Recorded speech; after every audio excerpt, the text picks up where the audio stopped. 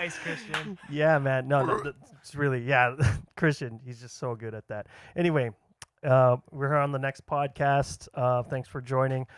We have here as our special guest, I'll let Jason introduce him since he is Jason's friend. So, Jason, introduce your friend Christian for us. This is my good friend Christian Ocampo, frontman of the band Shadow Moses. He's here to talk about all sorts of stuff. We talk about all sorts of stuff here on this podcast. We try to keep it light and fun. It's always a good time with my bros. Yeah, we try to keep it focused on music, obviously, but then with that, we have the big front man here to Shadow Moses, Christian Ocampo. Thanks for coming on the podcast, bro. Nice to have you, man. Thank you for having me. Listen to the album while I was at work, like we were talking about earlier. Really good. Really enjoyed it. Thank you. And it really just touches on a lot of emotions that even I've felt. So that's what makes it really, really fun. Is that that kind of music, that genre, it's really powerful. Especially if you listen to it and just kind of let it. Just get immersed in the music. So, but yeah, man, tell us about your album, man. Like, tell us about it. What do you like about it? What all that stuff. So, in short, it's basically like any typical person who goes through something hard in life, aka a major heartbreak in life, and amongst other things that transpire after it, you get basically what you hear in our band's debut album, This Present Darkness, which includes a lot of things like just drama, heartbreak, and anything that basically you could relate to in the album. It's really hard to explain without disclosing too much right now, since a lot of it right now is still getting resolved right now. Sure. But what was it? It's basically what I would have said, like saying my piece, because a lot of that part of my past, not a lot of people heard my side of the story. So I ended up turning to the music, and it just ended up going there. Really, it's just as best as I could describe it right now. So that's really cool, because that the song that kind of caught my ear was Chismosa. And this is the title was just like, dude, this is such a Filipino title. It's so cool, actually. I enjoyed that. So like to talk about that song. Is that kind of like about that situation? In a way, and not in a way, most definitely yes, because when those things I went through happened, I was randomly but also unreasonably villainized in that story. So that's basically my response to all the chismes, all the gossip that was going on during that time. And basically this was my response in a more aggressive, like fire and brimstone type response to those conversations then. And it's really just been just my response of calling out just like the whole holier than thou type mentalities, or just anyone that likes to jump to conclusions without trying to understand, or they like to confuse being empathetic with judgmental. So. Okay.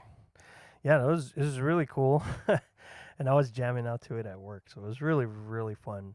So it's really nice. Are you guys gonna have any shows or anything like that? We're working on it right now. Oh. Yeah. Yes, please. Yeah. Soon. Yeah, Please. soon, man. I'll be your sound guy, man. Hey. Off you camera, go. we talked about it, and I'm down. Yeah, for sure. I'm super down. That'd be really fun. I feel like that'd be a really fun concert. Yeah. Hell yeah.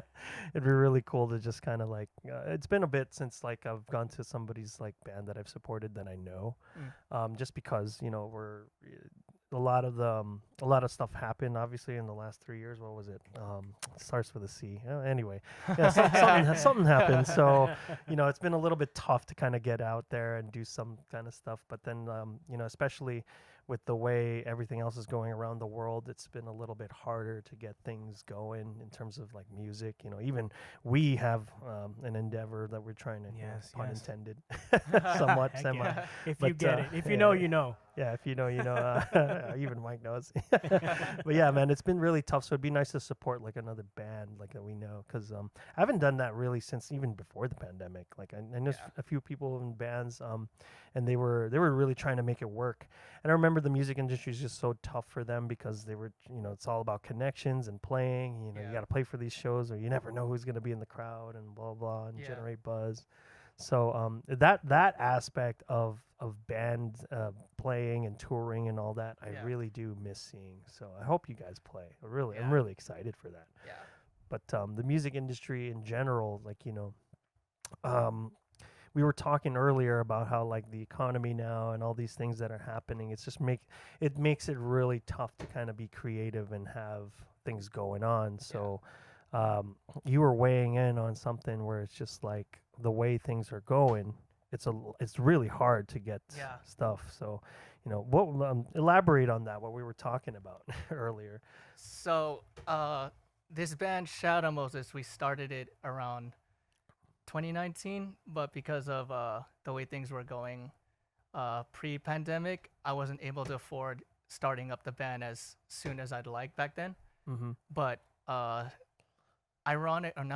unexpectedly, lockdowns actually gave me the time I needed to get back up, because at the time I was working in like mall retail. And well, because a lot of us were either experiencing like certain things, like being able to do having financial situations that allowed us to get some sort of support. Mm-hmm. It just gave me the opportunity to start up this band sooner than I thought. Nice. And Nice. and it took up until the lockdowns and then June 2021 to really finally release our song that most people have heard already, which is Starting from the End. And obviously that song is about the heartbreak situation, but really it was that determining factor that even my own family were convinced, like, oh my gosh, this is something that is attainable for my son right now. So that's how it was that moment where my family and I realized, like, there's something special here for sure. Dude, on camera, I just want to say, I always tell you I'm proud of you, but I'm really proud of Christian for taking his situation essentially and converting it, packaging it, and using his music as an outlet. I always talk about literally every podcast outlet. That's true. Because it's when you have an outlet, you get to one, express yourself, and two, if you're able to monetize it, cool. If not, cool too. It's hard being an artist these days. Absolutely. Oh man, that's not a understatement.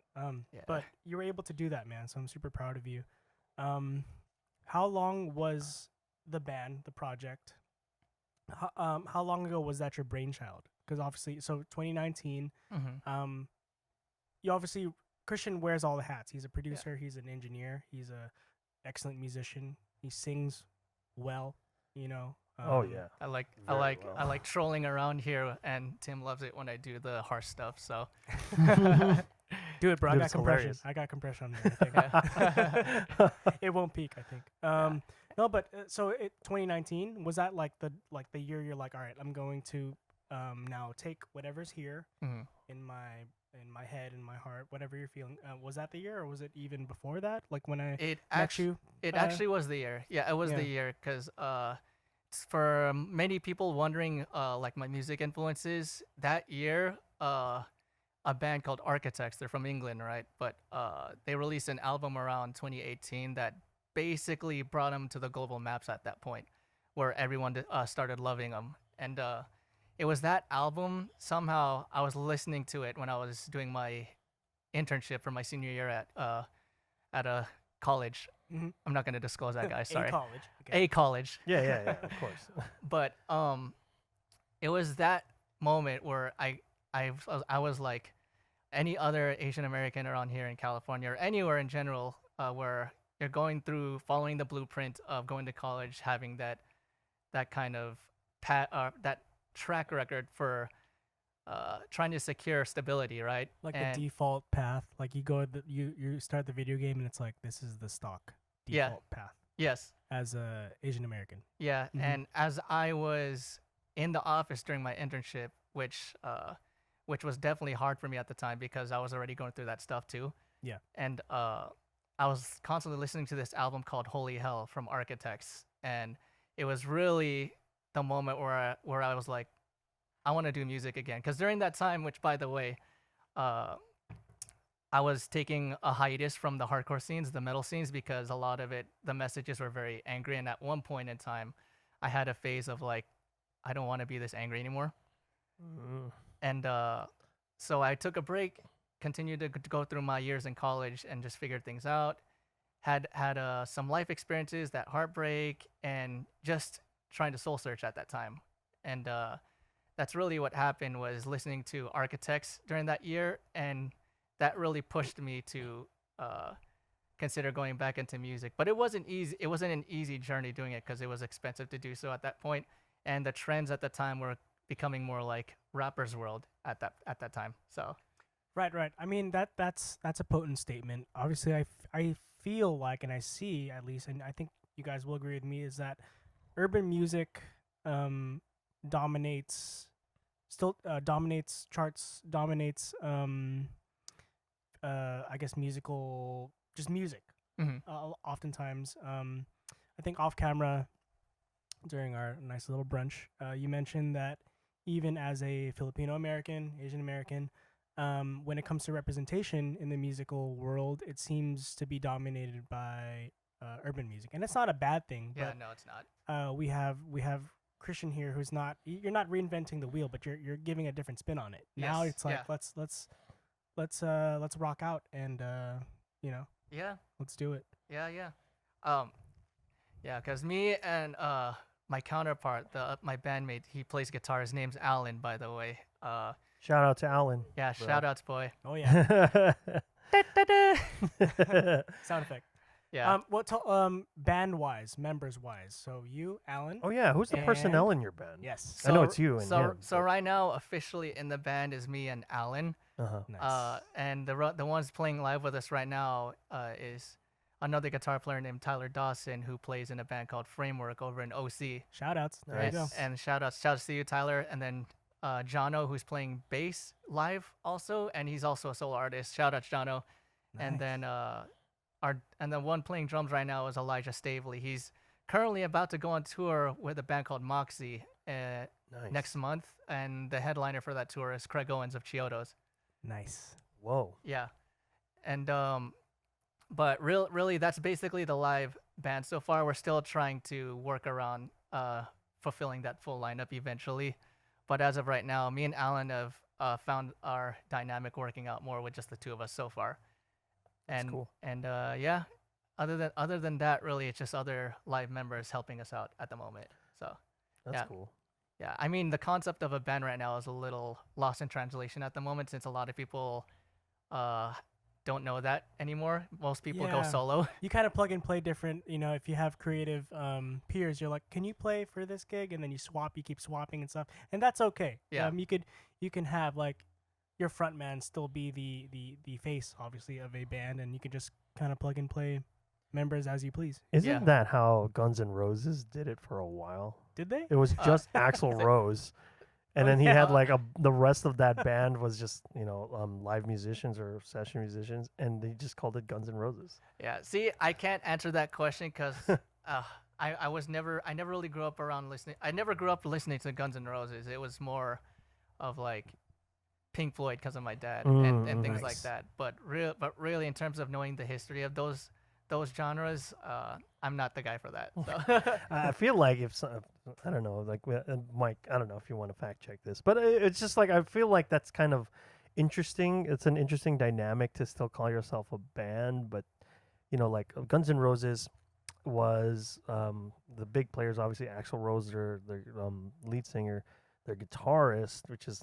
arguably the more notable Yeah. person, who's Yes. Slash. Yeah. Everybody Yeah, knew everyone Guns N' knows him. Roses. Yeah, exactly. And their bass player Duff McKagan was also really good, and their drummer was also pretty good. And I don't even know who their second guitarist was. No offense, But the point here I'm trying to make is like, it's like people knew that band for Slash, I would say more Slash and Axl, at least those two. Then you can get away with calling it Guns N' Roses. Maybe that's just hot take or public opinion. But when Axl Rose, because the rest of that band kind of left at some point, and Axl Rose was touring without any of those guys, but still calling themselves Guns N' Roses. So it was a little weird. Yeah. I mean, like it's kind of like what we were talking about earlier with Journey. Oh yeah. Right, you know how like Journey is like with Arnel Pineda now, and I've seen them like back in April last year with Rachel. Hi, Rachel. So and they were really good, really phenomenal, and Arnell can hit those notes. Yeah. Granted, some of these songs they did have to tune down a little bit, but still, you know, it sounded good to most people. They wouldn't know, and they sounded really amazing. But they still called themselves Journey because of Neil Sean, right?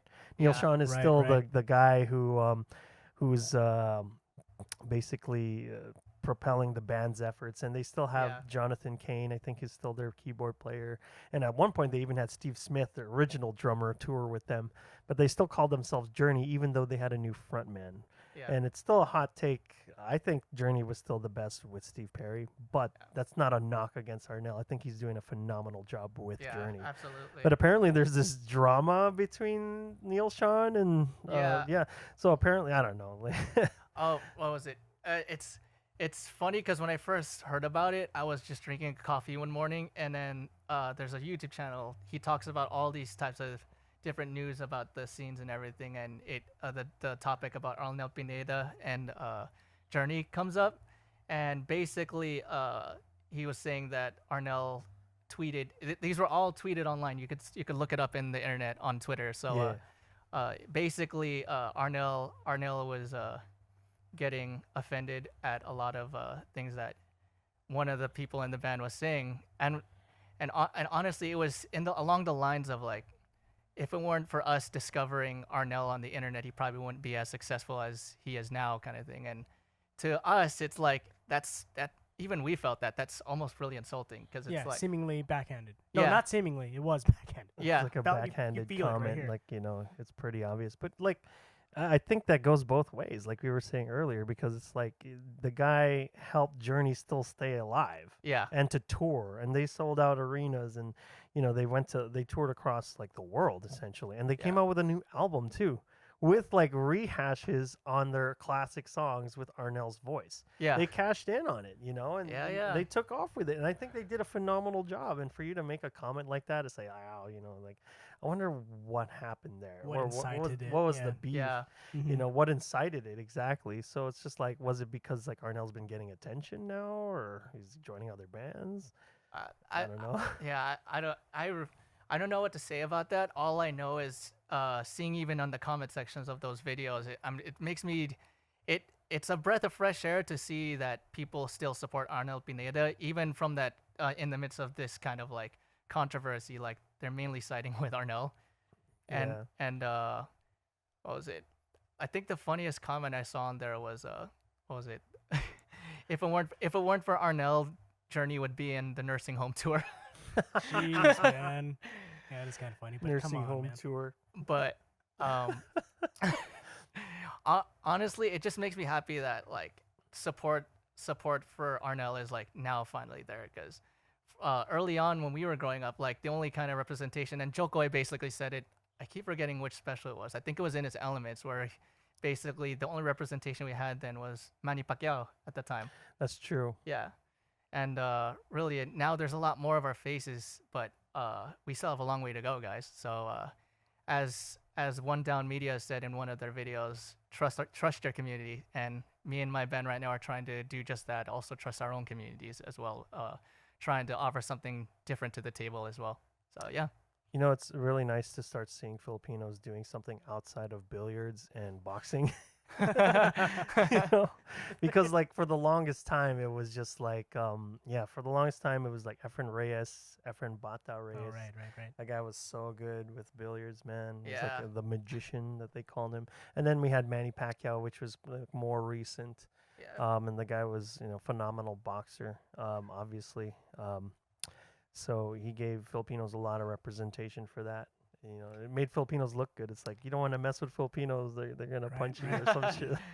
But yeah, now you're starting to see like a whole lot of other representation, like Jokoi, obviously, like making it big in media. I have yet to see one of his specials. I'd like to see one of his specials, you know. And you haven't? No, I haven't seen. Not live. Not live. Not what live, I mean not is live. like live, because you know, I think one of the best ways to enjoy comedy is to just see it in person. I need to do that too. You And know? fun fact, my parents actually saw him live before he got mega big. So like he was at the time performing at Irvine Improv with Rex Navarrete and those guys at the time. Cool. So Shout out Rex. Thank you, Rex. Navarrete for was like one of the first ones, you know, and like he had like a lot of really classic jokes. Yeah. Oh yeah. And but yeah, like I don't know what happened. The What Santo happened? Like, Nino. The Santo the Santo Nino. Nino. I'm not gonna do it, but you guys can look it up on Yeah, YouTube. he was pretty good, you know. And My name is Marites. Okay, there's one. yes, it was classic, man. And like even to this day, what's funny is that like to some Filipinos, I would do the Filipino accent, and they, to me, the way I come across doing this is when I do the Filipino accent, it's a term, it's like a form of endearment. Endearment. Yeah. It's like lambing, Yes. like when I do that, it's not because I'm trying to make fun of you and put you down, but rather I grew up with that and I love it, and like the fact that I hear it is actually very comforting, especially when you're in the middle of like somewhere that you didn't expect to hear a Filipino or Filipino accent. It's just like, oh dang, Yeah. that's cool. It's heartwarming. Yeah, to it hear. is. It is very heartwarming, I think, to hear a Filipino accent. And then, but I know some Filipinos get offended. They're like, why are you trying to make fun of me? I'm like, I'm not making fun of you. But you got to understand that this is coming from a place of love. Yeah. We're proud of our roots. Yeah, I'm proud to be Filipino and grow up with this. And like especially like when you come to work smelling like ulam, it's great. Yeah. You may not like it, or like you may not like it when I make all these like Filipino emulated sounds like what is that over there? Like or something like that. Yeah. I'm not doing that to make fun of you, but rather just to show like I grew up with that. I know what it's like, and it's okay if you have the accent. It's okay. Yeah. Like this country is very big on like like especially LA, a melting pot of so many different cultures, and Filipinos have just been coming up. So much so that Island Pacific and Seafood City now have a place in Santa Clarita. I just found that out recently. It's nuts. Like they have like that, like because when I was working in Palmdale a few years ago, Filipinos worked at that hospital, but would have to commute all the way to the valley, which is here, to get their Filipino groceries because those used to be the only like Filipino stores closest to them. Like let's say they live in Santa Clarita or Valencia or even as far as Palmdale, they would have to come all the way down here just to get their stuff to the valley.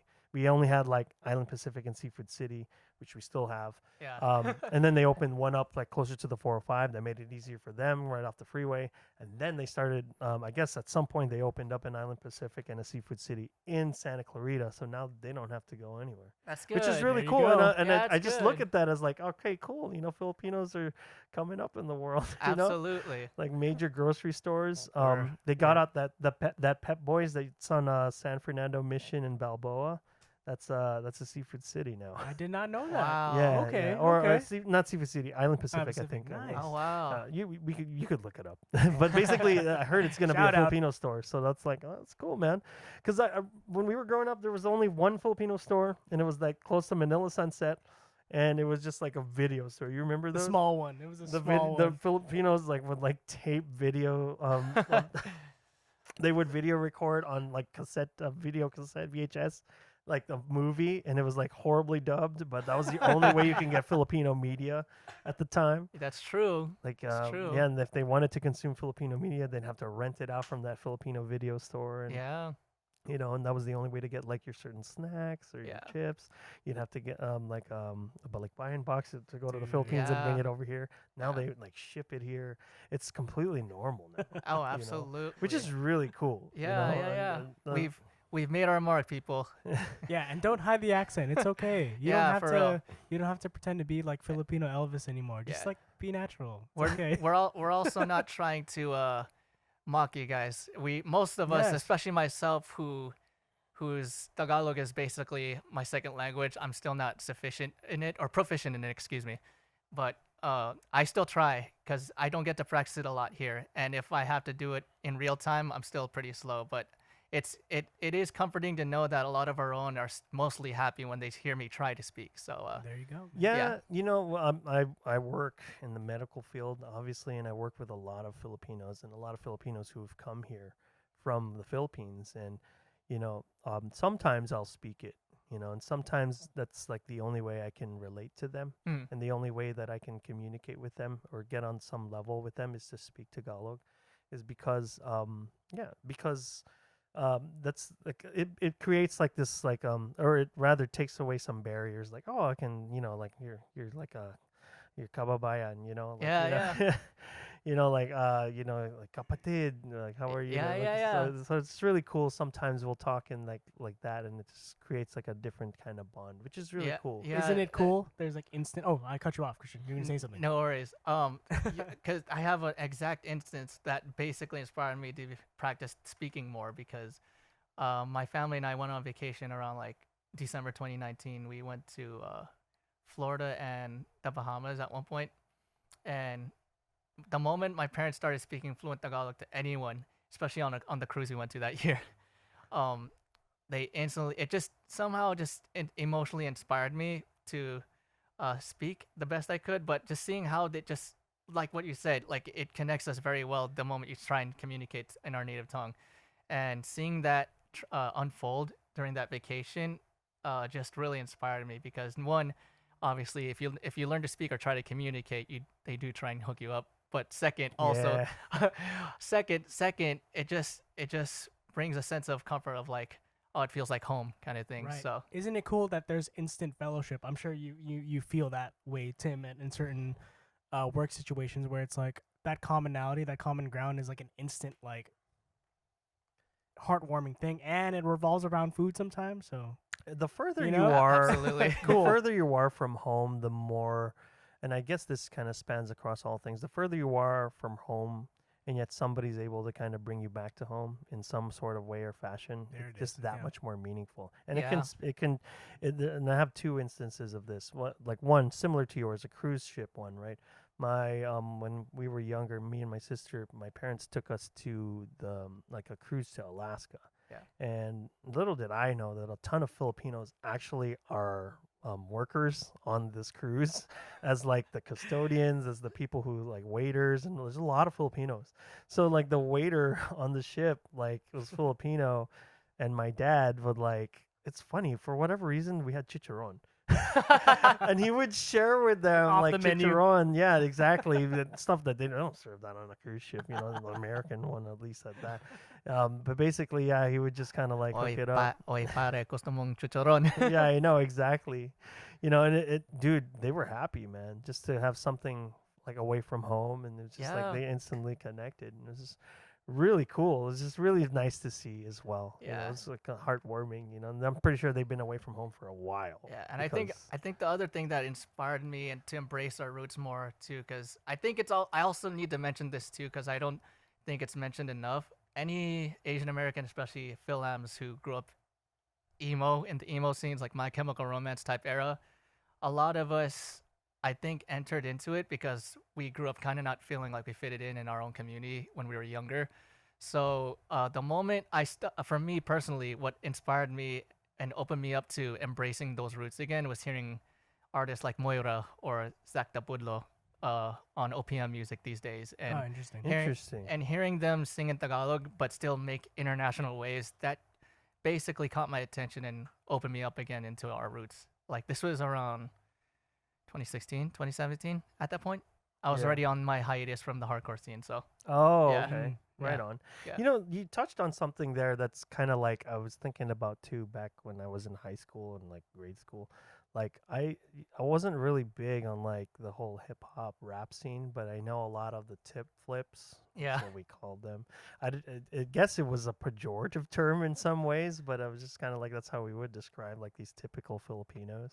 Yeah. Like they would dye their hair. They would take like those 90s like pictures of like you remember those? Soft glow. Yeah. You remember when those Asian girls would take pictures and then there's like 4 of them or like 10 of them in a photo and they're all posed? Like you just go to the mall. Photo booth. Yeah, it's like a photo booth essentially, but they would all just listen to like, they would grow up listening to like Common and TLC and all these other artists. I wasn't big on that. I really wasn't.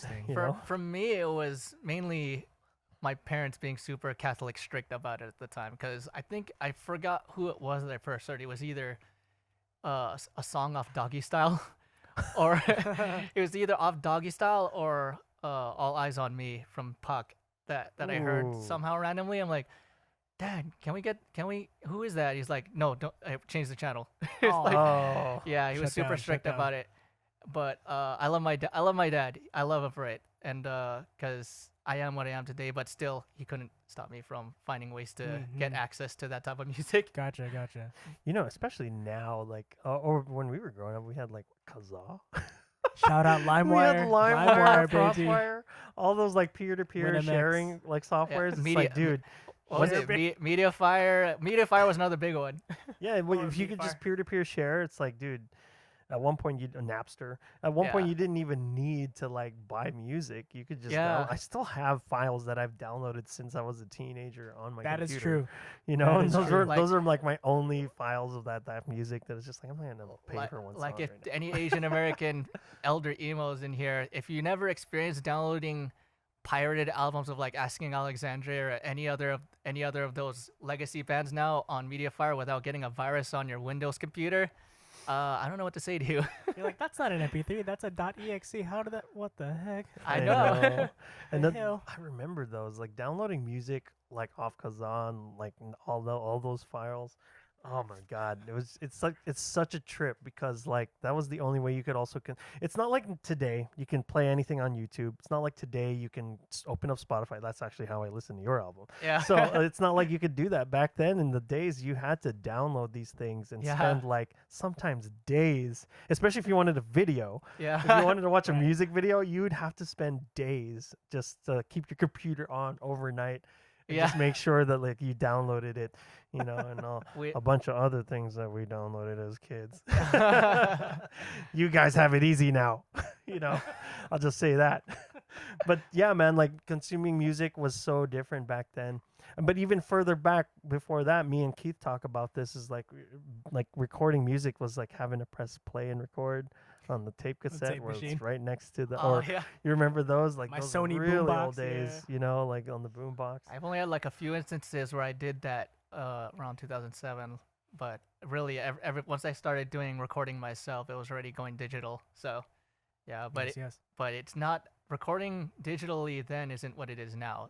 We have it easier. Things are a lot more sophisticated at home. The only times that you would go to a professional studio is like doing a big shoot or something like that. But really, most of it is now. Luckily, it's all emulated accurately, and we could just do it from home. So it's too good these days. It's too good. Technology's so nuts that like we were just talking about this earlier, how like Drake has a song, or Drake supposedly had a song out, but really it was completely AI. Absolutely. And it's so nuts that nowadays the generation of music that we have is that artists have to compete with themselves. And how do they authenticate themselves over like an AI? There's tons of YouTube videos. Yeah. Excuse me. Tons of YouTube videos on it. It's so nuts. We will see how the AI goes right now, since it's all fairly brand new on how advanced it's become. So I can't really say much on my end. I do think it's concerning for those who are trying to get somewhere, and I think it's also kind of like disrespectful to take advantage of like a big name and try and, if anyone does, make money off it. So yeah. What I was thinking is like maybe Drake and The Weeknd could just like claim it. Right? Yeah. They should be able to claim, maybe like okay, buy it. or I mean, but who they're gonna buy it from? This guy claims to be ghostwriter with a number, right? Yeah. That's the guy who has it. But what I understand about this right now is that like this guy just used an AI voice, and I guess he just didn't want to get in trouble, so he came up with a fake name or fake whatever, came out with the song. And it's like, if I'm Drake, I'm like, dude, that is my voice. Like I can use. It's not like you have to go through some sort of heavy litigation to prove that that's you. That is you. Most people would associate that voice with you. Why don't you just claim the song? You know, but maybe those are like the lyrics were a little weird for Drake. Like he talked about like Justin Bieber or something. I don't know if he would do that in a song. But the point here is just like, dude, I don't think anybody can really claim that other than Drake. Yeah. You know, so, but that whole situation in general is so nuts. The fact that somebody came out with a song in your likeness and they're somewhat getting the credit for it. Yeah. You know, so I'm curious to know how they're going to spin that or how they're going to capitalize off that. Because if I'm Drake, I'll be like, dude, if I'm going to tour, I should, people want to hear this song, right? Maybe because it got viral. Right. You know, and maybe people just want to hear you sing it for real. Yeah. You know, it's like this is a cover of my own song, I think, kind of ish. Cover of my own song. Yeah, that's so nuts. Like AI, I think the way AI is headed is just so incredibly nuts. Yeah. in our lifetime, we're gonna see some really bonkers things. Yeah. You know, and it's not just with music, but with anything. You know? I mean, AI's the only times I saw it like that back then is if some hackers get into someone's phone and then they make a short, vague video of like, I just invested $500 or something like that. Oh Like, yeah. yeah. oh my god. Identity theft. Yeah. I know Yeah. it's so nuts, but now it's just like, who knows? Yeah. I'm pretty sure like the capabilities of AI are just incredibly vast, and they're all out there, and you can do a whole lot of things, both good and harmful. Yeah. Positive You know. thing could be you could use AI to like pitch a demo to this artist that you really like. So you use their voice and pitch it, and you could True. maybe monetize. But man, yeah, it could go anyway. Yeah. Any sort of way. I mean, I use AI right now to, when I'm engineering something or mixing something like a project, I usually use it to kind of test the waters on like a master bus, like isotope Ozone has Shout AI. out Ozone, Isotope. Yeah, You guys are amazing. Their AI analyzing like technology basically helps create a pre-made and analyzed master mix off the plugin just by clicking listen, and then boom, you have a commercialized mix from that plugin off a afterward. reference track Yeah, that you want it to be like. I like the sonics of this record. It's too good. It's mind boggling. Yeah. It's too good. Well, I mean, like, what would you have to say about like this whole home recording thing? Like, it's so saturated. I think it, everybody does it. You know? It is. it's saturated. For me, it's like, I think it, in terms of like studio time, it not only does it save you money, you have the comfort of your own home to really take the time to really pay attention to what you're writing, especially if you're trying to write original music. If you're the songwriter yourself, like, it gives you all the time you need to dive in yourself without having the pressure of like, I need to finish this on time. Like, you're not being rushed or anything like With that. X amount of time rented. Rented studio time, Yeah. etc. Yeah. Mm-hmm. And Heck yeah. and you just still have plenty of time and flexibility if you want to like restructure your songs and everything at home. It's all there. You don't need to worry about wasting money on studio time. That's pretty cool. I mean, Yeah. like, that makes a lot of sense, and obviously right here is our home Yeah. In this studio. garage, So yes. in Yeah. this very garage is where we do everything. But yeah, no, it's really cool that we can have all this at home, and you can arguably get away with almost all of it at home. Yeah. You know. Yeah. Nowadays, yes. Yeah, nowadays, yes. But you got the pleasure of working, having to do some of that work in East West Studios, Oh my which God. we've Shout been out to. East you know. West Studios. Shout out Bethany. Yeah. My friend Bethany that used to work at East West. It's a beautiful studio, a sort of LA staple. Yeah, tell us more about it, Christian, because that is like, it's so cool there. Like, It who's was really big there? good. Everyone's recorded there. Beach Boys, John Mayer. John Mayer, Ariana Yeah. Grande, everybody. You know. Yeah.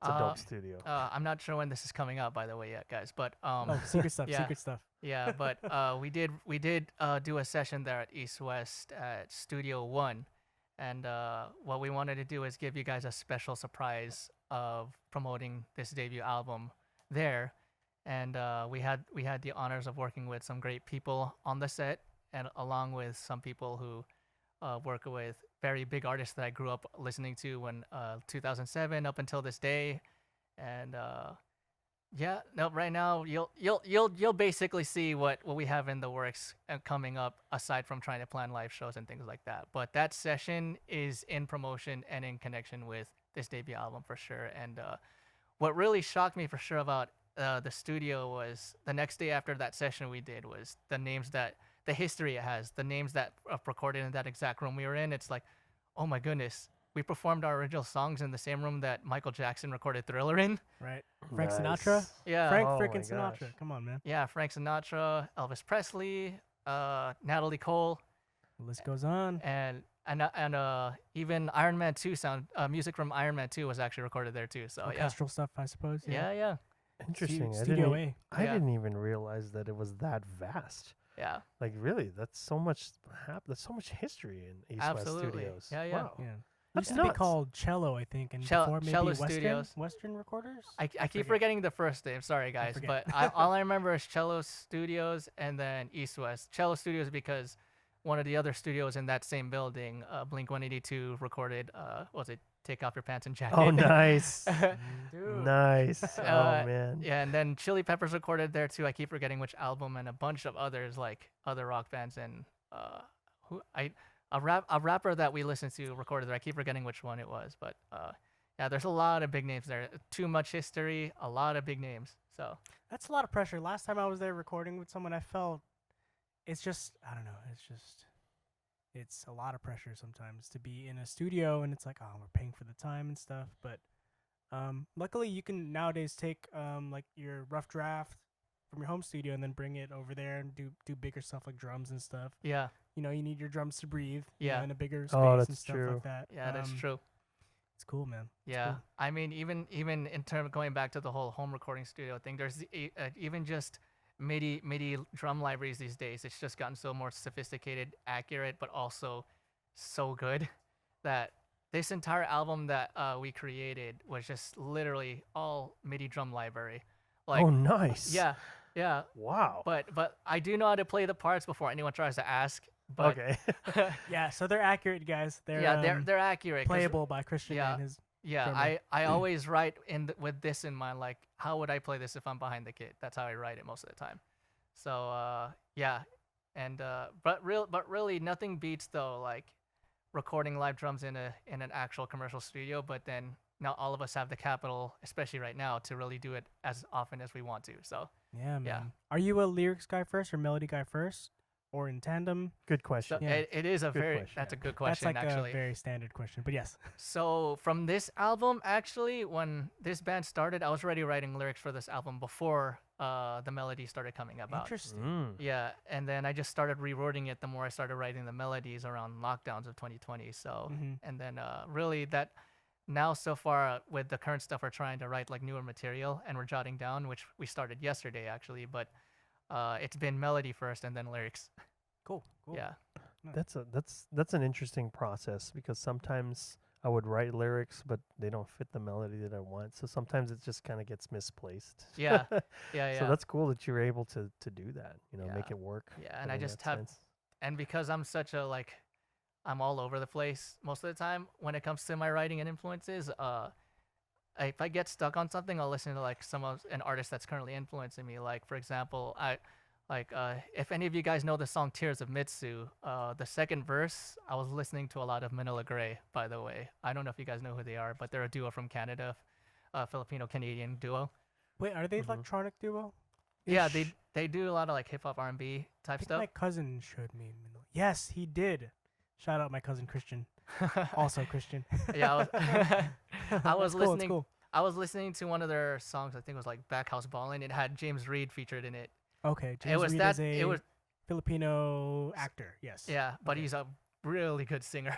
Ah. nice. Yeah. Yeah. So Shouts when out. I heard him in that song, I just got inspired. And if you hear verse 2 of Tears of Mitsu, like you'll hear the influence of that song in there from James's verse on that song on Backhouse Ballin'. So Nice. yeah. So influences come from all over the place, but obviously most of my heavy influences come from my favorite bands like Architects or Bring Me the Horizon or whoever heavy band that currently influences whatever I write. So yeah. I love all the tones on the record, man. It's well put together. You've got great ears, man. So Shout out to you know, Neural DSP and props. Oh Sh- yeah, sh- neural DSP. We did go to NAM. We went to NAM. Yeah. We tried the NAM. Cortex, the Quad Cortex. I am impressed. It's cool. yeah, It's awesome. yeah. I'm not impressed with NAM, but I was impressed with neural that, yeah. DSP. You know? Well, because like look, when we went to NAM in 2020, right? This was before. When we hear 2020, we think pandemic, but this was literally the few weeks before all that went down. Yeah. We went to NAM in 2020, and we were very amazed, or at least I was, because like we Me too. got to see all the big names. We got to see Fender, Gibson, Zildjian, Sabian, all those guys. QSC, they had like, and Sennheiser, Shure, all those big names that we know and associate with good quality and stuff that Yeah. like growing up and all that stuff. We got to see them, experience their products, talk to some of the reps even. Like I remember this guy was talking to some reps, and it was just really a really fun, wholesome experience to go ahead and try stuff, because I think that's the whole point of a trade show in general, Yeah. is that you get to try the equipment and see And usually you're also dealing with retailers to see Yeah. like, hey, we want to sell this product because it's really good. It's blah blah Yeah. blah. You know, we're gonna whatever have you, and down to the consumer level, like us, pretty much, where we're just like, we like this product, we like where they're going, Yeah. so on and so forth. And you know, then the pandemic happened. Yeah. Obviously, the rest of that year, and I think like what happened that time was like these big companies found a different kind of way to. Because musical instruments actually like sold a lot in the pandemic, It did. and people who were selling musical instruments made bank because like you know, like people had nothing to do at home. They're like, let me learn an instrument, or like, oh, now I have time, let me play my instrument that I used to play, blah blah blah, or do a podcast. Christian, that mic in front of you is best-selling mic. It definitely skyrocketed for sure. Like everyone's like, let's do a podcast. Do podcasts, do like videos, make something, do cooking. Like, let's make bread. Make people do stuff. So, but like back to the music thing, it's like people like Fender found a new niche in marketing. Yeah, like, you know what? Like, let's just do it all online. Why do we have to like go to a trade show? They're killing the game. Yeah, and they killed it, man. And then Fender to this day is still advertising. Like, I'll see it pull up on my social media feeds. It's like, what the heck, You're Fender? like, stop it! I don't want to buy another guitar. You know, like obviously, our phones are listening to us. Period. I get it. Yeah. But like the fact that Fender pops up here, it's like, dude,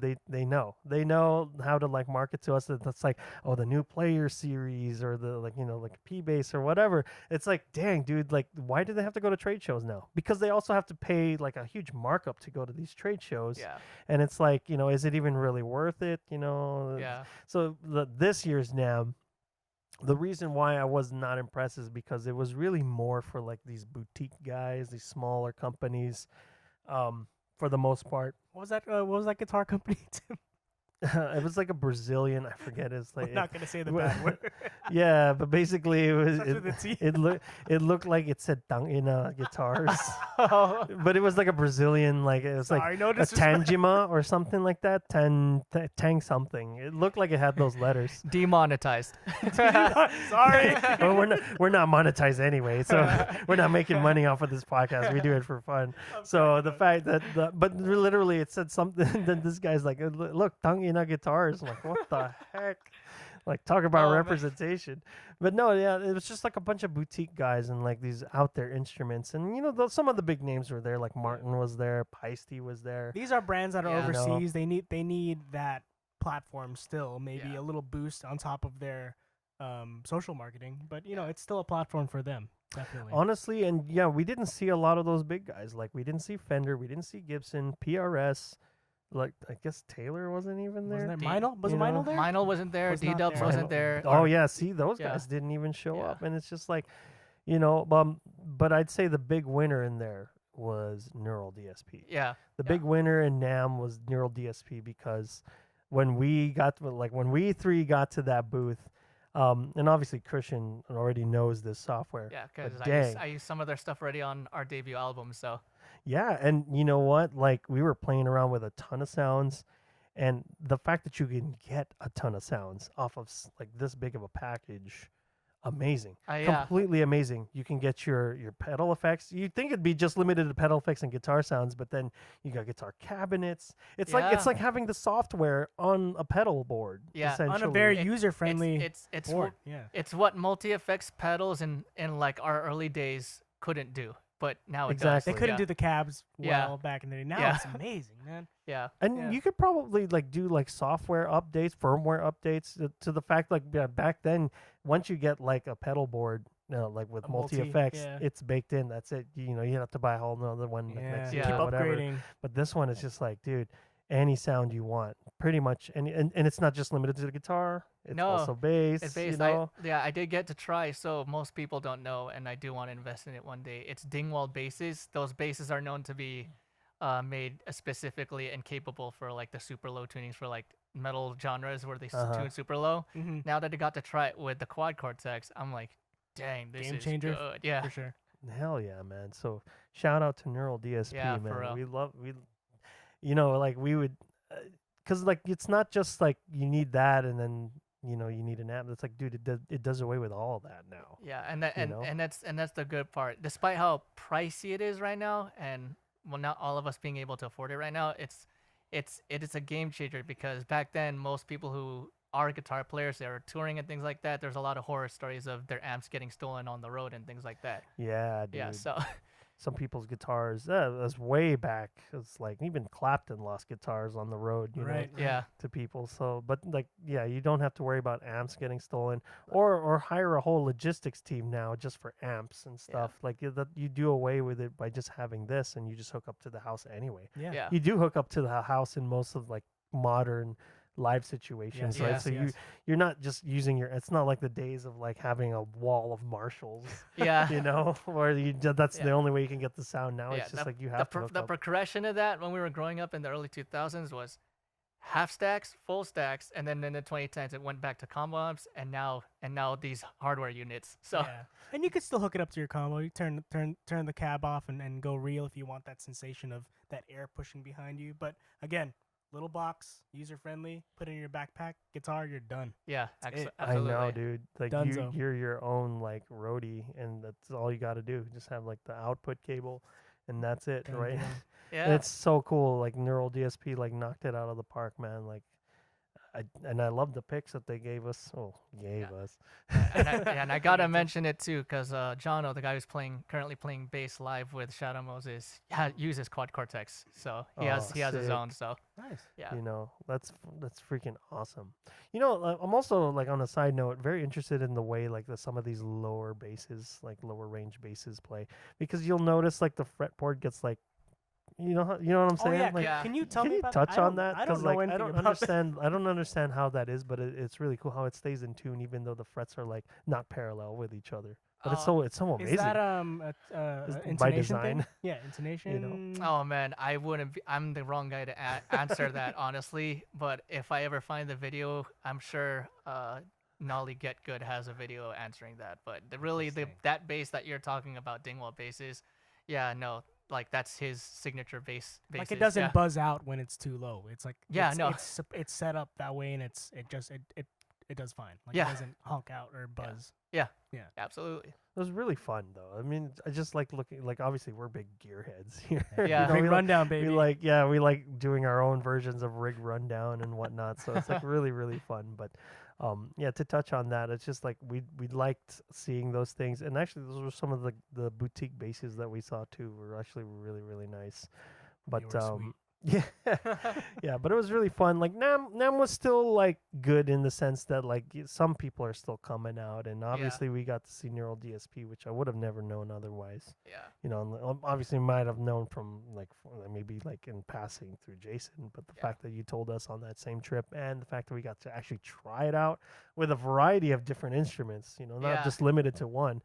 You know, and that was really cool. I really, really enjoyed that, and I think there's like huge potential for a lot of people. And they did release a newer plugin to a signature plugin for Tom Morello, actually. Ooh. Oh, dang! So you can, that guy's a effects heavy guy, so he probably has his own.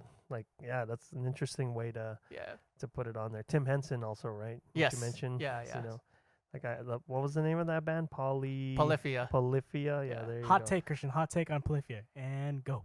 My hot take, I don't really have one, but really I've known them since their Inspire EP, which was back in like 2013. Oh, I'm gonna have to do some homework and listen back. Yes, I feel like they were definitely a lot more like proggy heavy metal with their original music. Kind of math rocky too. It was math rocky too, but it definitely had a lot more like genty style like riffs and drumming at the time with it, and now they got more poppy, which I'm all for still. I'm all for it too. Sometimes I will. It's really nice to listen to. Technically savvy playing, you know.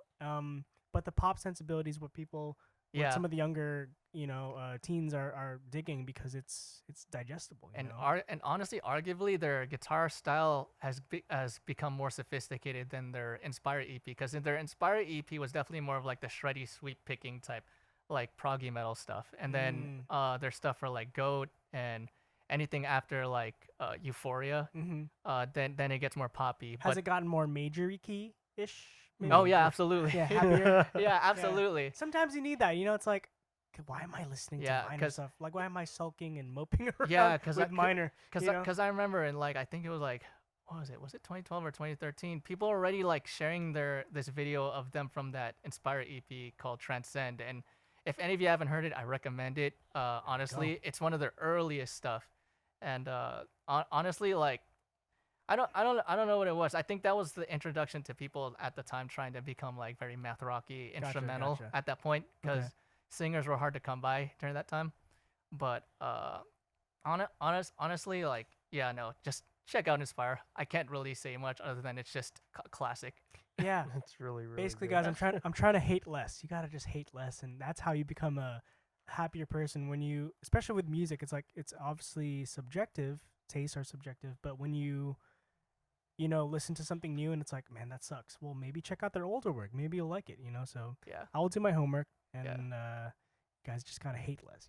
Yeah, just take it for what it is.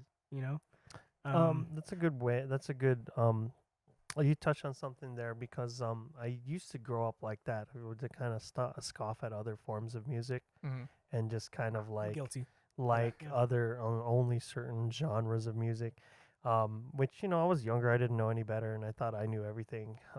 Then the older you get, the more you realize you just don't know. Yeah, So it just doesn't hurt to be such a very open-minded about all these other things. Right. So it's like hate less. That's a good way of putting it. Yeah. And you'll be just open happier. yourself. But that being said, that doesn't necessarily mean you have to like everything. Yeah. Because no. there's some things that I was open to, and it's still just not my bag. Like Korean pop, K-pop. K-pop. K-pop is not my thing. Korean barbecue, yes. Yeah. Pretend We're in California, in the coastal states. If you're not much of a fan of Korean barbecue, I don't know. Like, you're a vegan. Yeah. If you're not a fan of Korean barbecue, you're a vegan or a vegetarian, and that's okay. You can still go to Korean barbecue. They have salad, they have rice paper, kimchi. Kimchi's amazing. Kimchi's bro. amazing. Kimchi is amazing. probiotic. Yeah. Shout outs to my boy Arez. So. Nice.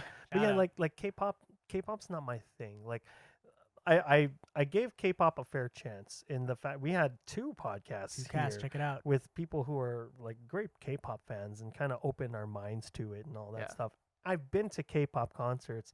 I've seen the biggest K-pop groups recently with like BTS. I went to go to one of their concerts. I went to Blackpink, went to one of their concerts.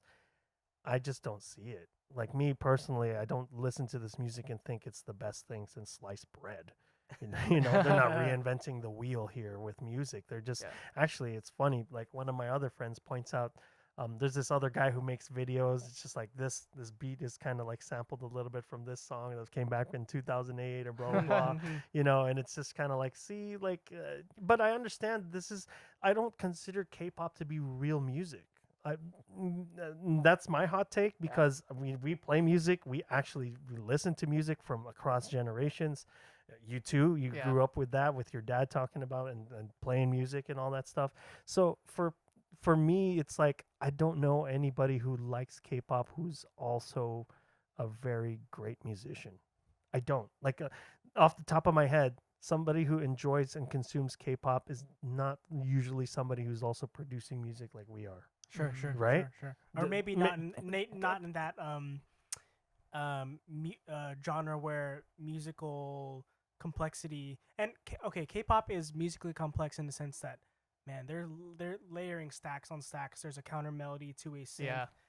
It's obviously mixed well. These vocal stacks are probably hundreds deep to make it sound really good and, and stuff. But like, is there any like modality? Well, actually, sometimes they will take left turns on their bridges, sometimes, or pre-choruses, but it's still very sugary in a sense, very poppy, digestible.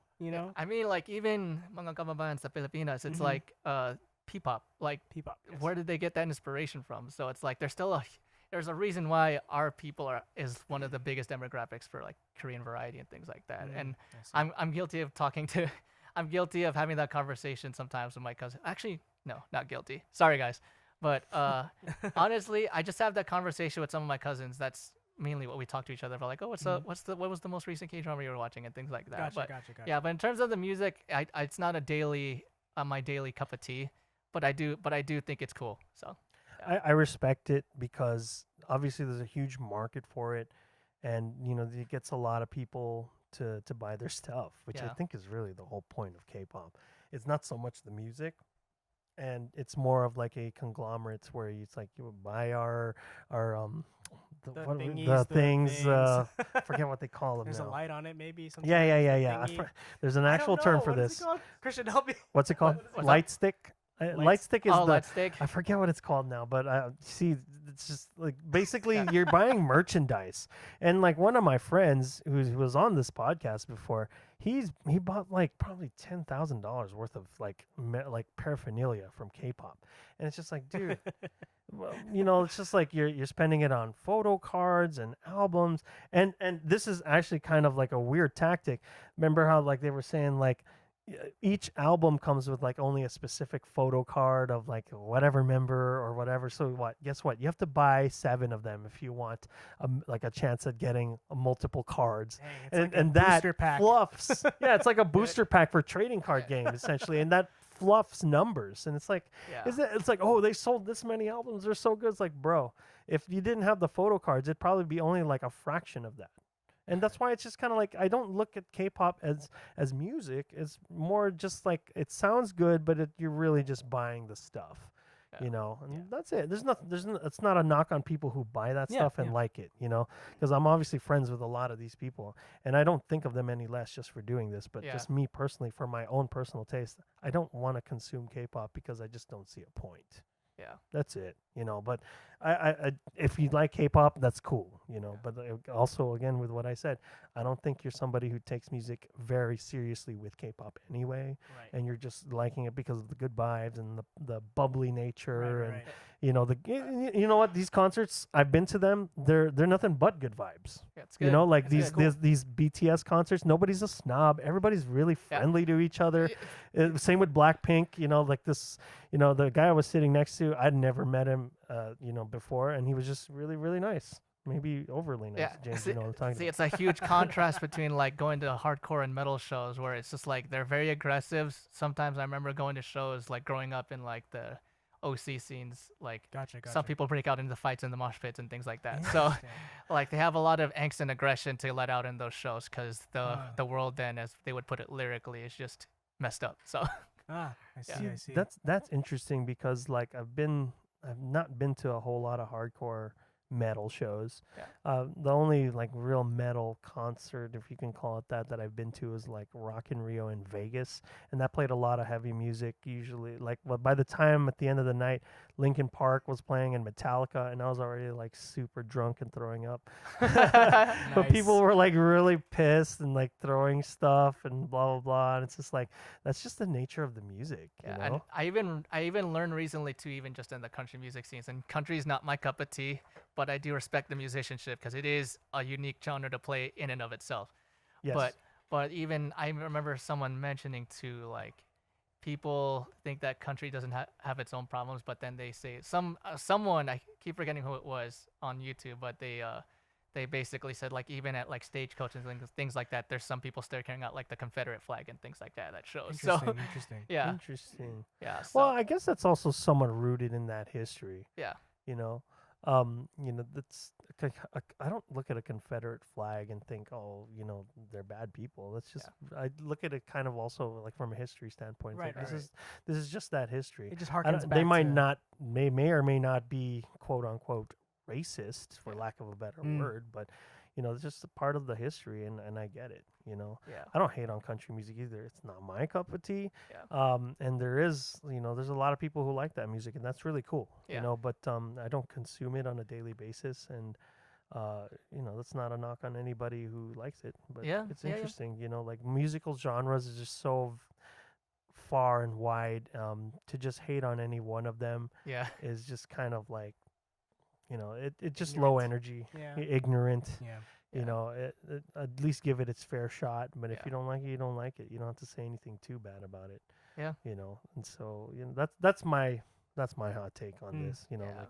And a lot of people would look at, like, I know some people who would look at the hardcore and metal genre and just be like, oh, this music is so angry, I don't want to feel this way, and I get it. There is a time and place for everything. And then because of that, it's like an acquired taste for a lot of people.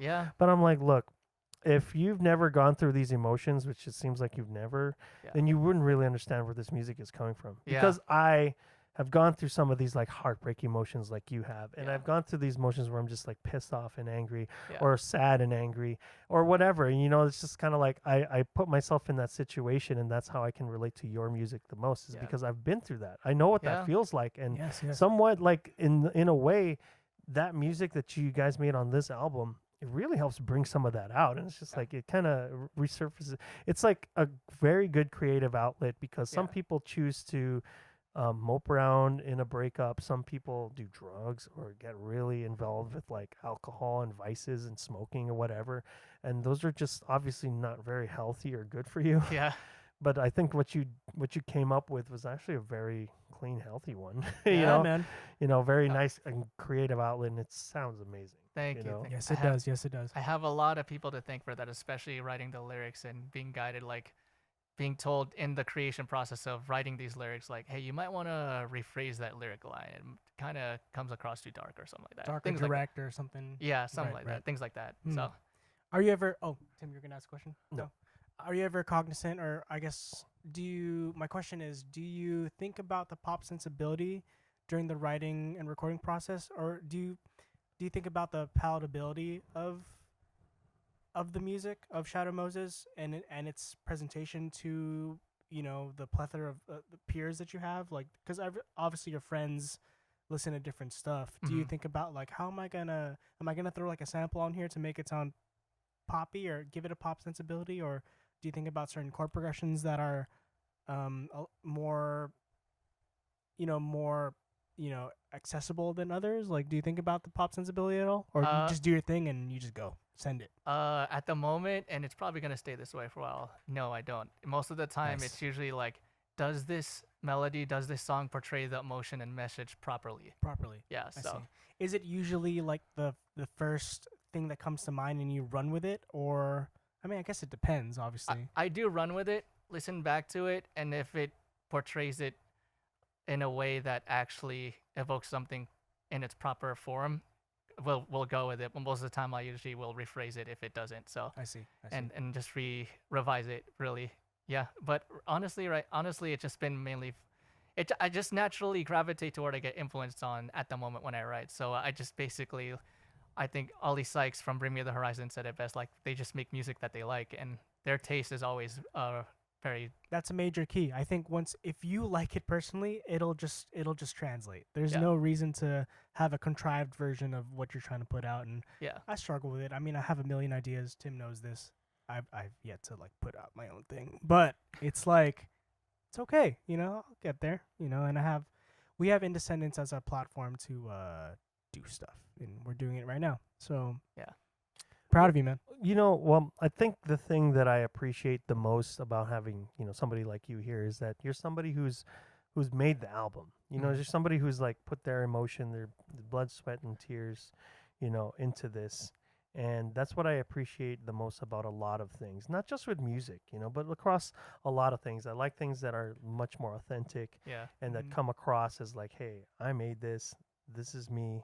This is me, right? For you, especially this. You is me. overcame. This is this is a part of me, and that's something that, again, not a knock on K-pop, right? Yeah. But like when that music, I see it as like, it's not those guys that are singing it up there necessarily. It's also a ton of in the shadows people. Yeah, behind the scenes. Who behind the scenes people who make that music with the clear-cut intent to sell and make money. And there's nothing wrong with making money. We all need it, you know. But it's manufactured and it's way less authentic, and that's why I can't get on the side of K-pop, because to me it's not authentic music. Again, we have somebody like you here, you know, like that makes their own music. So absolutely. So it's about the storytelling for you too. There it is. Yeah, absolutely. Yeah, you know. And just to make it clear too, like, I'm also a very big supporter of Asian representation too, but especially when it comes to the storytelling. And I've told someone in my family this before, because I can pinpoint exactly when I was convinced to support Asian representation. It was Phil Wang from Wong Fu Productions. Actually. Christian, you just read my mind. I was literally gonna ask you guys. You guys remember how Wong Fu Productions early YouTube days was like a sort of I mean, they made it an outlet. They talk about real stories, heartbreak, etc. Yeah, because I remember one of the videos Hello, Phil. What was it? One of the videos he posted, I think it was like 2017. It was in my junior year of university. What was it? He was like, and this was before like the kind of volume of work we have now in the media wasn't what it was then. And he was constantly saying we need more stories and we need more volumes of work within our community. And at the time, that wasn't happening until now. But but the thing that I don't think people realize too, and he's not the only one who said it like this. There's a lot of people who have said it also even in their like videos on like more Wong Fu for lunch break and things like that, where it was like tell the way the stories that you want to and never compromise on how you do it kind of thing. And that's what really I support is if your storytelling is solid, profound, that's what matters to me in terms of representation. So I think this is what me and Alan, the guitar player for Shadow Moses, basically our goal is to aim with this band in terms of the representation is that we also wanted to break stereotypes and barriers. Like, hey, you don't need to just like specific styles of music just to get into this, because we also wanted it to have some sort of leeway into getting him to open up to it. So that's why we have songs like Tears of Mitsu and Starting from the End. So because everything else will get heavy on that album, but really it's just also storytelling at the end of the day too. So yeah. To touch on your Wong Fu thing, like, dude, that guy Phil Wong and the rest of those Wong Fu guys, those guys, man, they came out with so many good videos, and it's just like, dude, really good quality for its time. Yeah. It was like it holds up to today. Absolutely. Those Wong Fu guys came up with a lot of these videos that were so good, and it's so relatable. Yeah, absolutely. Short stories, and it's like short stories, short comedic ones, like funny ones, like drama ones. Yeah. The one video that stuck out to me the most was the one where it's like all relationships end in one of two places. Either you get married or you end up forever, or you get divorced and you just go your separate ways. All relationships go through that. If you think about it, it's really true, right? Yeah. Every relation, like when we're talking about relationships, I mean like intimate relationships with like your significant other, whoever they may be. Yeah. And it's so true. And when he touched up on that, I was just like, it's so true. After having gone through heartbreak and all this stuff, it's just like, I put myself in that situation where it's like, dude, yeah, this is so true. It's like we had all these thoughts about getting married and blah, blah, blah, and it never turned out the way it did. And it's like, dude, you come to that fork in the road where it's like, are we going to be in it forever, or are we going to break up and blah, blah. And, it's like, damn, like he touched on emotions that I never thought I would ever see in a video. Like like it was a nice creative outlet for that. Yeah. That was cool. So even for like Tears of Mitsu on our album, the song Tears of Mitsu, the lyrics, the way it tells the story, it's influenced by one of their videos too. Also, Damn. So it was nice. The video. If you guys haven't seen it yet, go ahead and check out that video, Untouchable, from Wong Fu. It was like a 2017 video. I think you sent it to me, man. Like yeah. I think you literally sent it to me via text. Like, dude, check this out. Yeah, I did. Thanks, bro. Yeah. Where Filipinos love to get in their feels, people. So. Yes. Yeah, that's very true. I think Filipinos. Well, that's because like every Filipino drama, like my mom watches, they're always crying. Yeah. And I'm like, hey, you know what though? Like I remember also, I caught my mom watching something on Netflix. It was a Filipino drama on Netflix, which is nuts.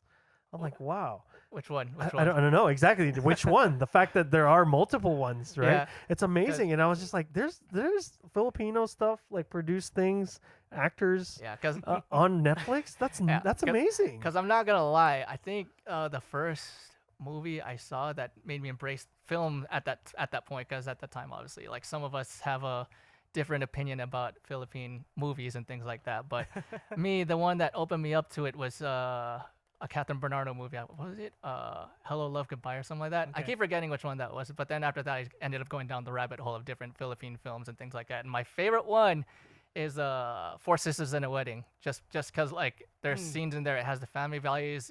It kind of hits home for me as a Phil-am with like family values and things like that. But nice. If you guys haven't seen it, go ahead and check that movie out. Even you guys, for real. Like that's homework. Okay. Yeah. Like even my family will say to me like up through text, best movie ever. That's cool. Yeah, dude, like they're coming up, man, like on Netflix. That's so nuts. I know Netflix is also kind of like a lower ceiling, or rather, yeah, it's rather like you have less expectation with Netflix and like a lot of these smaller independent companies. movies, like, or rather, they'd go to Netflix instead and get their stuff done, which is actually really, really cool.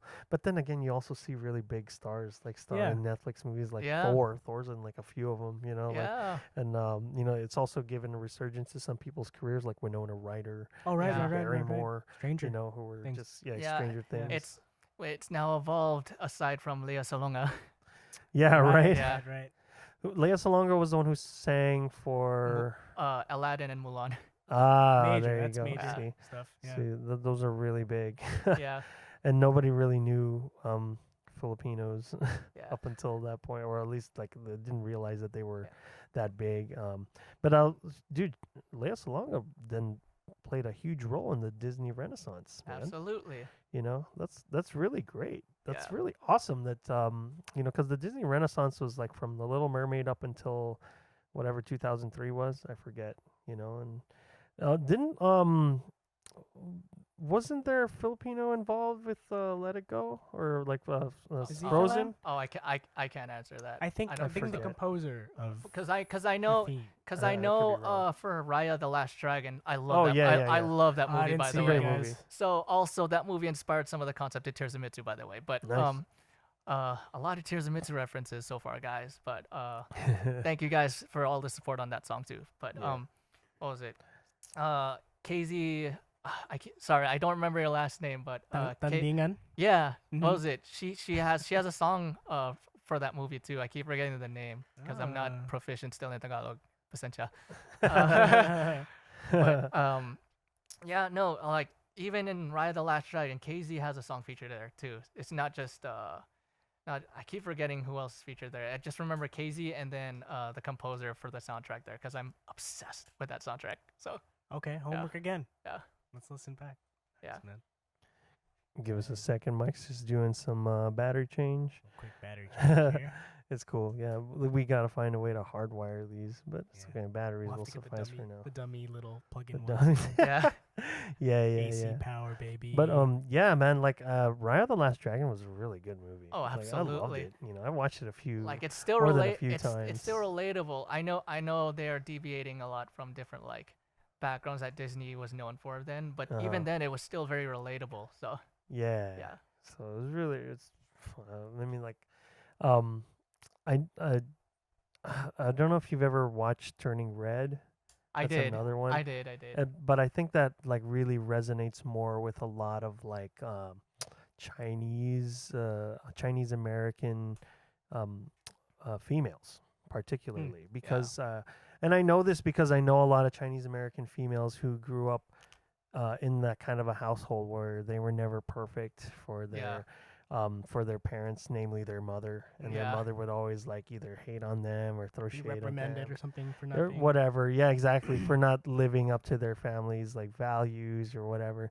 And I think they touched on it really perfectly there, where I think the reason why they do that to their children is because it was done to them, which is kind of like it's kind of sad that has to happen, but that is very true across any culture, across many generations, where it's just like the only reason that people get a lot of flack from their parents for doing all these things is because they were given a lot of crap from their parents, So it's like a passing down of patterns, if you. yeah, in a way, I cycle, guess you yeah. could say it's like it's sad that has to be the case, but yeah, man, like but with Raya, I didn't really sense that whole thing. Was Raya supposed to be like Filipino? Is that it? Just Southeast Asian in general, but Yeah, because I felt like it was kind of ambiguous. yeah, With the brown Asians. because a lot of because I remember seeing in the media they were explaining a lot of her weapons were definitely like Philippine based, aside from the bamboo sticks and Interesting. Right. and the sword. The sword is supposed to be something tribal from the tribal Philippine days. So Oh. that's what I remember. I don't remember all the full details, but I remember seeing something on Instagram explaining that. So Speaking of swords and Filipino representation, you guys ever watch like Forged in Fire? I have not. Forged in No. Fire is this like it's this blacksmithing show where these four guys they will make like swords out of like, I think I know where you're going random with this. pieces of metal, and one of the guys that actually is like a legit edged weapon specialist. His name is Doug Marcaida, and he's Filipino. It will kill. It will kill. Yeah. That's the guy, dude. Doug Marcaida. Dude, it's funny because he is Filipino, and you can kind of hear it in his voice, which is really cool.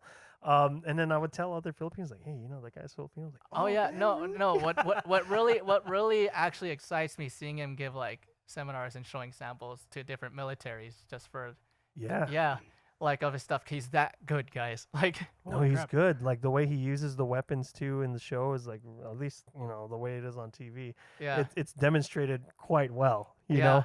Maybe insert that clip here. But yeah, Doug Marcaida is like, he's a cool guy, man. Like, at least I would like to meet that guy. Absolutely, apparently he's a respiratory therapist. As his day job or an RT. Yeah, so Nice. or at least he was. But he's an edge weapon specialist. I think he's from New York. But yeah, man, it's so in his voice. Wow. Like you can hear the Filipino. I want to hear him speak Tagalog. Yeah, same. Out of every video I've seen of him, I haven't heard him say anything, No, a me single neither. thing in Tagalog. Like, Interesting. Speaking of Tagalog, wala na. you ever watched Spider-Man No Way Home? Yeah. That one scene with the Lola Yeah. in the Lola's house. I'm getting put thinking on the spot here. I have not seen No Way Home yet, so. Oh, that's okay, man. Yeah. Well, there is a scene where there was pretty good representation for Filipinos. I did see that part. Yeah, that's really it. That's the only part that I was gonna bring up, is just like it was Ned's Lola's house. Yeah. And there was like pandesal that they were throwing at Andrew Garfield, which is so hilarious. And then she was speaking in Tagalog. She wouldn't. I don't think Filipinos would normally speak in the way that Ned's Lola spoke, because she spoke a little slow. But that's probably just also so that we could comprehend. Yeah. And so because sometimes Filipinos talk really fast. Hey, that's a good thing though, because for people like me who are still slow at translating it like in real time, it's like it's good for people like me to practice. Like, oh, what'd she say? Oh, that's what she said, kind of thing. And Mike just asked the question. He's like, was that part subbed? I'm like, no, it wasn't. Which makes it even more special, because like you as a Filipino would only know that what they said. Oh man, cool. It's funny because like Mike, you did ask like if it's sub. I know for sure it wasn't subbed In because theater, it was not I subbed. was the only one laughing in the theater when they said it. It's like at the very end of like their interaction, she's like, "Ikaw ha, nagkalat ka na naman. At ikaw, alam mo na gusto ko ng bahay nito malinis. Yeah, Pero remember tignan that. mo, dumi dito, dumi dyan." It's like my Lola's asking if you just clean up the cobwebs that she made everywhere. And, blah, blah, blah. And it's just so hilarious because basically she just like the literal translation I think was like, you made a mess again, and you know that I like this house clean, but you have a mess here and you have a mess here. And then but Ned just low-key translates like, yeah, it's just really dirty around here. She's like, I'm going to bed. It was just so hilarious because I was laughing, but I was the only one in the theater laughing because that was literally like not dubbed or not subbed. And so it was so hilarious, and it was a huge for my Filipinos only, kind of thing. For so sure. That was cool. That was great representation. Well, I gotta find a place to watch it, because I know they still don't have it on Disney Plus or anything like that. So they will. I think it's soon. I don't know. Maybe you can look into that. yeah. It's Sony for sure. Just the first one? Ah, lame. Yeah. Because then you'd have to get from Sony because there's that weird deal. But really, I think that was honestly, I think that's the last good Marvel movie. Yeah. Maybe Guardians of the Galaxy 3 was good too, but like the way Marvel's headed right now, I'm really kind of confused as to what they want to accomplish. Because tingnan natin.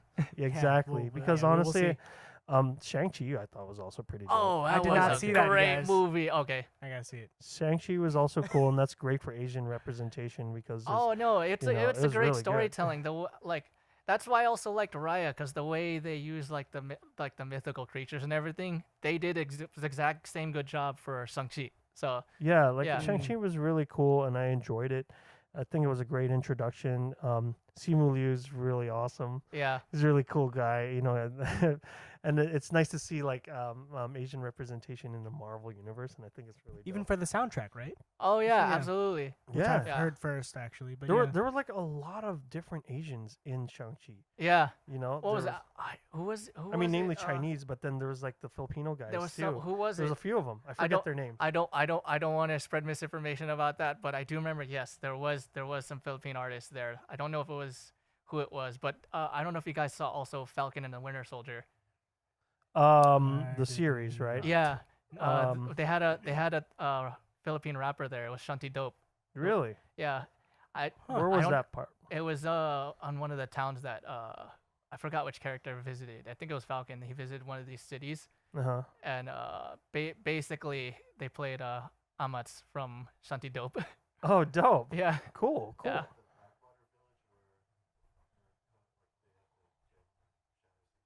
Yes. Yeah. Oh, okay. Well, Yeah. we gotta look that up. But that's cool. That's Yeah. cool that there's representation, you know. But I think also maybe on a side note, I feel like Marvel's just kind of headed in a really weird direction now, and it's like a little less superhero movie, and it's more about inclusion. I don't know. Like it's interesting to see what's going on with Marvel because I feel like their stories are now starting to be a little bit lacking.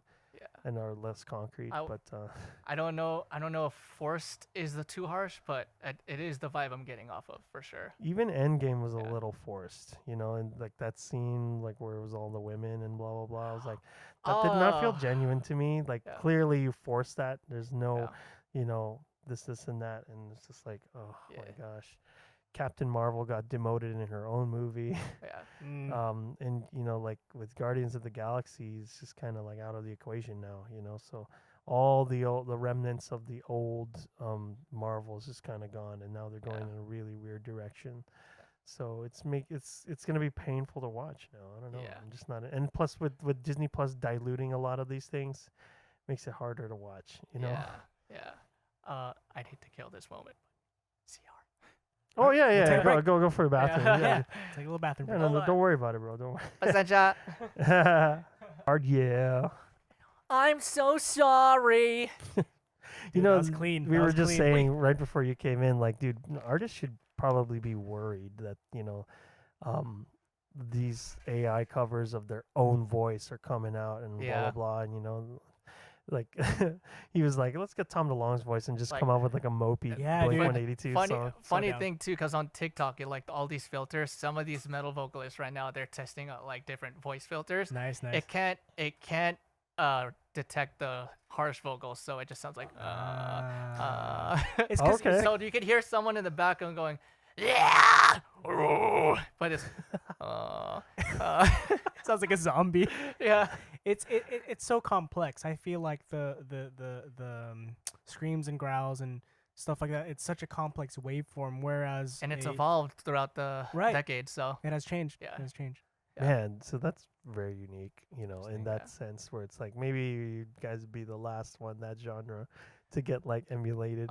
Yeah, honestly, and by the way, in terms of the representation stuff, like the last people to be acknowledged in these types of genres that are Asian American is Mike Shinoda and Johan. So far. Yeah, that's right. Oh, That's yeah. right. Yeah, Totally forgot about them. Because I remember Phil Wang mentioned them on a Wong Fu lunch break episode. So. Oh, okay. Yeah. Interesting. I remember those lunch breaks. They'd literally eat and just talk and yeah. It was like podcasting before it was podcasting. More. More lunch break. Yeah, see Copyright claim. I remember those. Yeah, those guys are, dude, man, they're amazing. Oh yeah. And they've made it really far up in the media world. They too, did important work, and they still do, honestly, in my opinion. So. Yeah, that's really cool, and it's really fun. And you know, I actually met one of those guys, the other guy. Forget his name. He was one of the Wong Fu dudes, but not Phil. The other tall Wesley? dude. Wesley, yeah. I met him at 85 in Pasadena. I even have a picture with him. I was just like, hey, you're Wesley from Wong Fu or Wes. I was like, all right, cool. It was really cool meeting him. He was a lot taller in real life. Who was the third one that they started with? Was it Ted? Sorry, I hope I didn't get it wrong. So yeah, I think he's one of the first ones to kind of take a step back from doing this stuff. I forget why. Yeah. Maybe it was just a lot. Well, probably takes a lot of time. Either way, credits where it's due. You still made impact. So yeah, man, absolutely. Like obviously, we consumed a lot of those videos growing up. Yeah, and it was nice to see on YouTube at least. Asian representation. Early YouTube, was really cool. Early YouTube, you know? yeah. And then what was it? Them and if you want to go a little more go for intense, JK. Oh, I don't know, but do I remember JK? JK News, Bart, Joe, and all those guys. I don't remember. I don't think I've ever. Oh no way! No. More homework for me, guys. Okay. A lot of homework. Yeah. Let me ask you a question. What's up? What was your favorite part about creating this album? This album. Let's see. Honestly, Because you had fun with it. You had fun with the did. process. I did. That's a hard one. Programming the drums because you're a drummer. Yeah. Drummer. Programming the drums. Yeah. No, don't let me answer for you. Yeah, no, it's just programming. That's it. No. All the But- MIDI parts and stuff. Yeah, Yeah. no. I think the most fun part to me was that I was able to take the time I needed to really get the message portrayed properly and delivered properly, and really, because honestly, when I approached writing this album, it was more of I like any other person, like in a home recording studio. I need to make use of what I have. Yeah. And a mixture of it had to do with like timing and I guess luck, because really with the things that I had and what I invested my money in, it just turned out the way it did. So like, because at the time Neural DSP wasn't as big when I started writing this album until Interesting. like mid 2020 when it caught my radar at least. But really when I started writing these stuff, like hip hop producing was taking off already, making sample libraries and things like that. And Yeah, so many sample libraries. and for me at the time, it's like, well, I'm not necessarily very heavily averse in the hip hop world. All I know is that I still like it. I vibe with it. I gravitate toward it. But my foundation really was just rock music and metal. And during that time, just trying to figure out and finding my voice artistically, I just decided to like, I need to be myself. I shouldn't try hard and be like some Drake or something like that. Gotcha. I did appreciate those early Instagram stories where you're like you got the Logic screen and you're just writing to screen, like writing.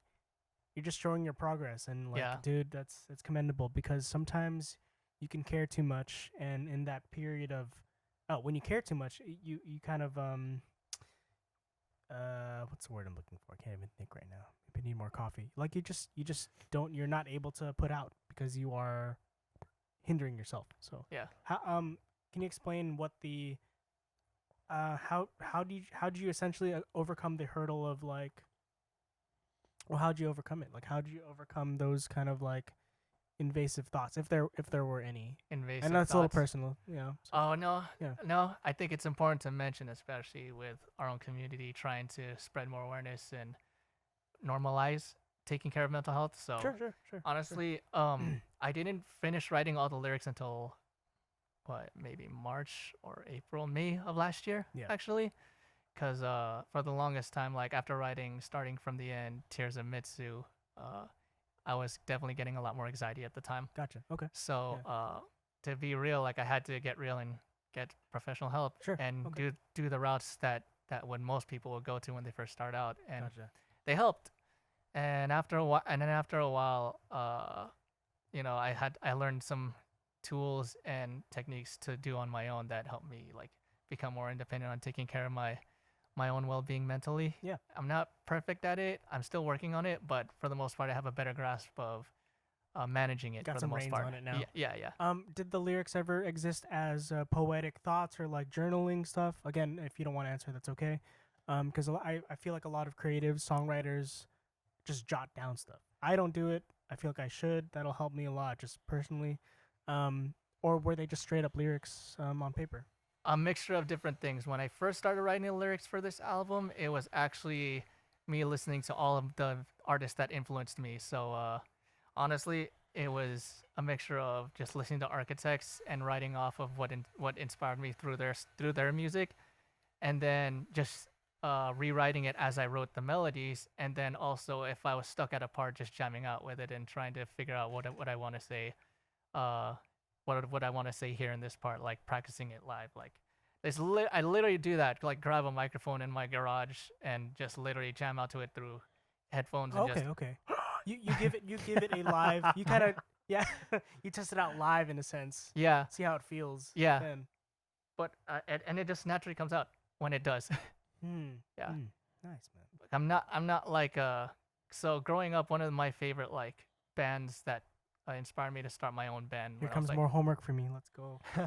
like one of the bands that inspired me to start my own when I was like 14 is a band called AFI. They were originally from Okay, there you go. Yeah, so Love Yeah, it. we all grew up so listening Davey to AFI. Havoc is a very poetic lyricist, and I knew I wasn't the best at being super like metaphoric with my lyrics. Most of the time, I'm very straightforward. So Okay. I just learned to tap into that style more and really just whatever comes to mind, just write it down. And if I need to rewrite it and rephrase it, I just do it after the Gotcha. fact. So Gotcha. Yeah. I think a lot of independent, indie, maybe alt is more alternative.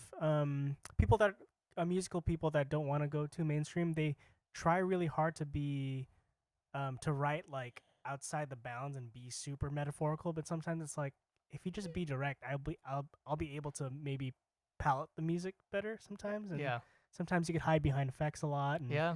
make things sound super lo-fi, but like, man, I appreciate the hi-fi-ness of the record. You guys got to check out the record. It's well put together Thank you. and well mixed and engineered. Yeah. So good job, Christian. It also is a mixture of playing some video games or watching movies too, from both Boom, ideas. video Yeah. games. See, Nice. Yeah. So Nice. So if any of you guys here and to any of my fellow Philams watching and listening, there's a song on the album called Gunita. It's a song I wrote for my grandfather. It's basically also trying to honor my roots, but also show that I've finally like come to terms with my loss of my grandfather in like 2020. And honestly, I was playing a lot of Star Wars Jedi Fallen Order. Do not spoil anything from Jedi Survivor. I haven't played it yet, but but it was just I was just playing a lot of that game in like the lockdowns, and that also kind of inspired some of what I wrote lyrically into that song just by playing the game and seeing certain scenes in the game after I finished like a Interesting. level or something like like that. cutscenes and stuff like that. Yeah, yeah, Huh.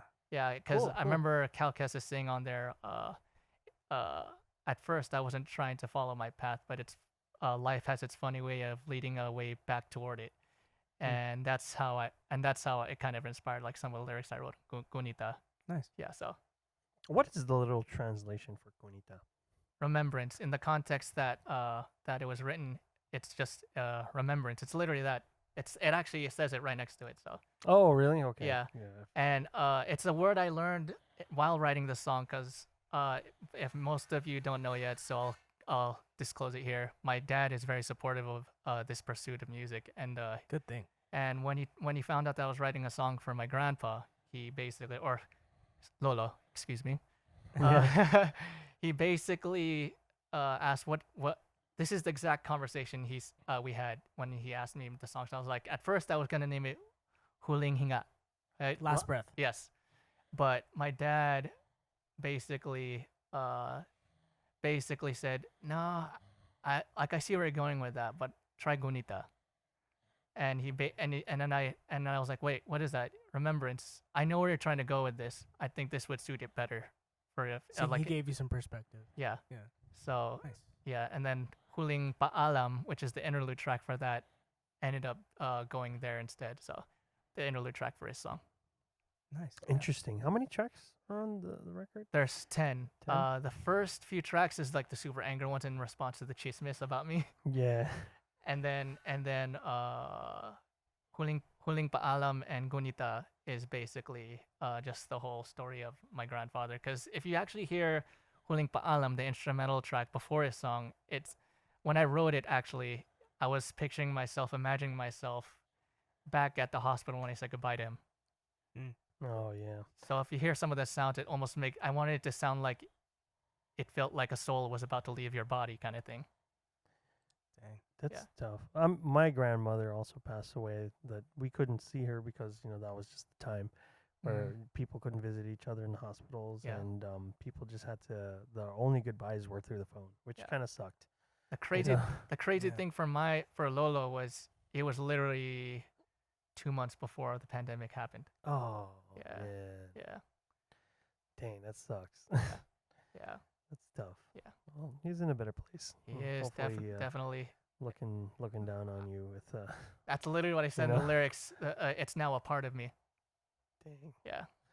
that's tough. Yeah, it was a tough time, but I mean, it must have been a tough time for you, Oh yeah. And the fact that you're able to put it into a song is amazing, Love that stuff. Yeah, and shout outs to my sister Krista, by the way. I shouldn't go on without mentioning it, but she was the last person to ever record anything with my grandfather's voice in it. So if you actually hear the outro on the song, his voice is on there. Dang. Yeah. Dang, that's powerful. Yeah. Oh, Yeah. congrats to her, by the way. She just got married, right? Yeah. Yeah. Congrats, Krista. Congrats. That's nice. That's nice. Yeah. But yeah, man. Really love the album. Obviously a great pleasure having you here. Yeah. Just go ahead and what's the best way that people can listen to the album? So Spotify is one of our main places that people go to. We're also on Apple Music. Most of the people that listen to us are either on YouTube, Apple Music, or Spotify. But go ahead and check us out on shadowmoses.us on IG, and you can find our link tree to get to wherever streaming platform that you're on. Or if you're old school and still like buying MP3 copies, just go to our iTunes link there. Oh, okay. So Nice. you can buy like the actual. You can go to the Apple Store or the iTunes iTunes store. Yeah. Just get it there. Old school. I'm kind of old school. Yeah. I feel like I would do it that way. Yeah. I feel like also a hard copy would also be nice, but Yeah. bro. that costs Vinyl copy. money. Vinyl. We'll Dang, talk that- about that later. that costs money though. Man. That- Yeah. we thought about doing that for our Expensive. EP, but like, yeah, it costs money, and it's just, Does. we're just like, we don't have that many fans. CD. I'll be cool with the CD. A CD would also be pretty nice, but somewhere down the line, we'll see. Yeah. Obviously at some point I think we want to have like this. I've been tossing around this idea in my mind where it's just like we want to have a show where we play a live thing, but we bring our podcast guests on to play like a song they want to play. Yeah. So at some point maybe we'd reach out to you and we can do that. Absolutely. Love to That'd have be you, man. really fun. Absolutely. We'll play with you, like whatever you want to play, and we'll play it. Down. Down. Like it'll be like a live show where it's just like, hey, this is our podcast guest. This is we'll introduce him. That's what we did. That's what he did. Help promote. I think it'd be really fun. At some point, we could do that. But it's just for the time being, it's just not in the cards. Yeah, So, no but worries. just keep it open. We do want to bring some of our podcast guests on to play with us. Siempre. For our kababayan, Yeah, Yeah. That'd be awesome. But yeah, man. So shadowmoses.us. Yes. Follow you on your Instagram link, and obviously you can find out there from where to get their music Yeah. and all that stuff. And any final thoughts? No. Jason? But big thanks, Christian, for coming out. And I know. Thank you. proud so of you, much. man. Proud of you. Yeah. Thank you for Yeah. having me. Yeah, very, very awesome. And listen to the album, watch the videos. Yeah. You got a music videos kick ass too. We'll link that all in the description down Yeah. below. We still have a lot Okay. more in store, but stay tuned. Oh Stay tuned for yeah, all the See, great more to content, look guys. forward to. Yeah. Yeah. That's what's up. All right, cool. Till And next we're- time, guys. Till next time, man. We're out. We're out of here. Peace. Peace.